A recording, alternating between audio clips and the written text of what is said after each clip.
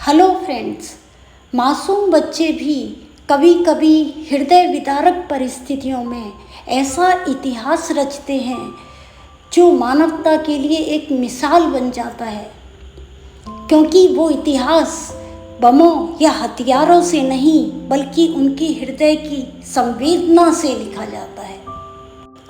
6 अगस्त 1945 को जापान के हिरोशिमा नगर में जब परमाणु बम गिरा तो उसने सब कुछ जलाकर राख कर दिया।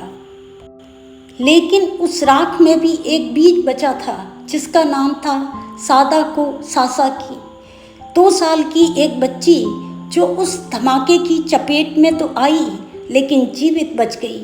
शायद समय उसे किसी महत्वपूर्ण उद्देश्य के लिए जीवित रखना चाहता था।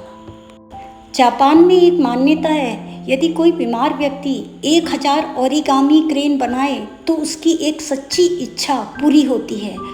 ओरिगामी क्रेन अर्थात कागज फोल्ड करके बनाए गए सारस, जो शांति और सौभाग्य का प्रतीक है। सादाको ने अस्पताल में लेटे लेटे ही कागज से वो क्रेन्स बनाना शुरू किया। दवाओं की रैपर, अखबार, जो भी मिला हर पेपर से बनती गई उसकी प्रार्थनाएं।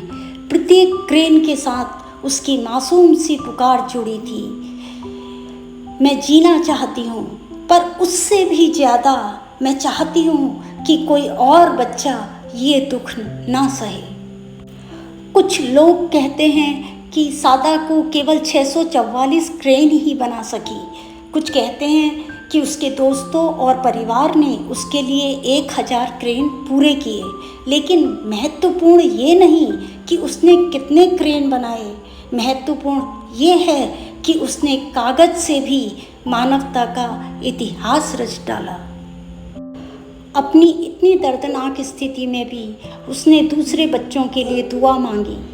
25 अक्टूबर 1955 सादाको चली गई, मात्र 12 वर्ष की उम्र में, लेकिन शांति और प्रार्थना की सबसे गूंजती आवाज़ बनकर। हिरोशिमा के पीस मेमोरियल पार्क में सादाको की एक मूर्ति है जिसके हाथों में है एक ओरिगामी क्रेन, और उस मूर्ति के नीचे लिखा है, this is our cry, this is our prayer, peace in the world. यह मात्र एक बच्ची की कहानी नहीं, यह उदाहरण है मानवता के विनाश का। ये संदेश है कि युद्ध में कोई नहीं जीतता, लेकिन मासूम जीवन हार जाते हैं। लेकिन फिर भी दुनिया के लिए शांति की प्रार्थना करते हैं।